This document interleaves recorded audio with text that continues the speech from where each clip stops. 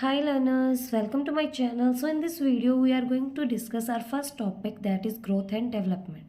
It's a part 1. In this part we will learn concept, principle, factors and stage of growth and development. So let's get started. So what is growth? Growth refers to an increase in size and mass. अगर हम growth की बात करते हैं तो growth को हम कैसे मेज़र करते हैं? ग्रोथ को मेज़र करते हैं हम हाइट, वेट या फिर और जो फिज़िकल डायमेंशंस होती हैं उनके अकॉर्डिंग हम ग्रोथ को मेज़र करते हैं। अगर हम बात करें ग्रोथ और डेवलपमेंट की, तो ये दोनों ही इंटरकनेक्टेड प्रोसेसेस हैं जो ऑर्गेनिजम्स की लाइफ में होते हैं।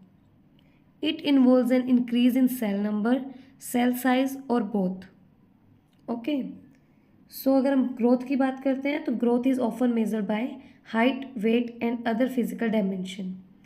If we talk about development, तो डेवलपमेंट में हमारे पास दो चीज़ें आती हैं। First is physical change and second one is cognitive changes. Physical development में आता है बॉडी स्ट्रक्चर में जो चेंज होता है, ठीक है।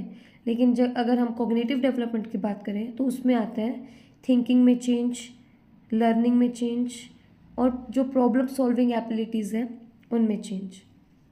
या हम कह सकते हैं cognitive changes refer to alterations in the way a person thinks, learns, remembers और understands information. These changes can occur due to various factors including ageing. जैसे जैसे इंसान बूढ़ा होता जाता है तो जो उसकी कॉग्निटिव एबिलिटी है वो भी क्या होती जाती हैं, कम होती जाती हैं, या हम कह सकते हैं ख़त्म होती जाती हैं। This can include changes in memory, attention and problem solving skills. अगर हम ब्रेन इंजरीज़ की बात करें, अगर मान लीजिए किसी को ब्रेन इंजरी है या फिर स्ट्रोक है, तो उसकी वजह से भी जो कॉग्निटिव थिंकिंग है, कॉग्निटिव एबिलिटीज़ हैं, वो चेंज हो जाती है। जैसे कि उसको लैंग्वेज में डिफ़िकल्टी आती है, मेमोरी में डिफ़िकल्टी होती है, वो ज़्यादा दिनों तक मेमोरी में कुछ स्टोर नहीं कर पाता या फिर उसे याद नहीं रहता, या फिर जो उसने प्लान बनाया वो एग्जीक्यूट नहीं कर पाता। और क्या रीज़न है कि जो कॉग्निटिव डेवलपमेंट में चेंजेस आते हैं?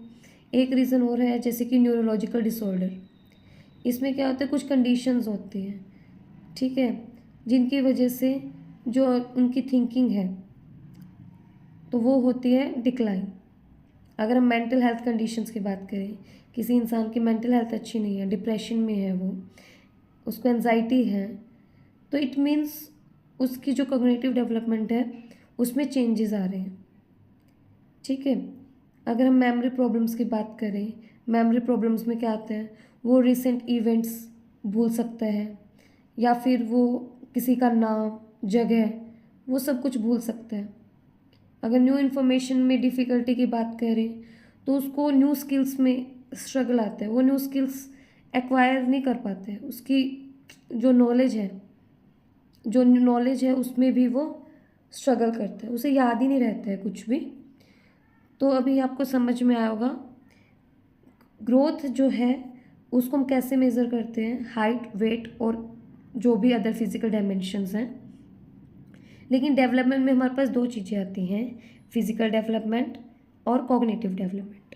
ओके, कॉग्निटिव मैंने आपको बता दिया है, cognitive changes refer to alterations in the way a person think. Cognitive changes में वो होता है कि भी एक पर्सन जो सोचता है लेकिन उसकी सोचने में चेंजेस आने लगते हैं, वो कॉग्निटिव चेंजेस होते हैं। या फिर जो उसको पहले याद रहता था अब उसमें चेंज आने लगा, अब उसको वो याद नहीं रहता है। वो पहले इन्फॉर्मेशन अच्छे से समझता था बट किसी भी रीज़न की वजह से अब वो इन्फॉर्मेशन को समझ नहीं पाते हैं, वो न्यू स्किल्स को एक्वायर नहीं कर पाते हैं। ये मैंने आपको फैक्टर्स बता दिए कि किस वजह से ये सब प्रॉब्लम्स आती हैं, ठीक है।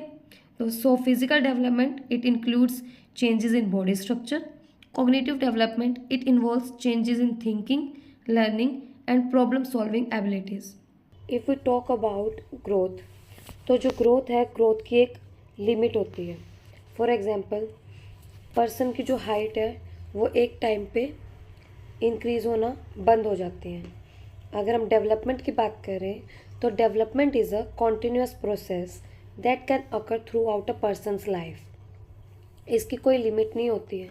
जैसे एज की तो लिमिट होती है बट डेवलपमेंट एक कंटिन्यूस प्रोसेस है, उसकी कोई लिमिट नहीं होती है। Thanks for watching the video, see you in next video, bye bye.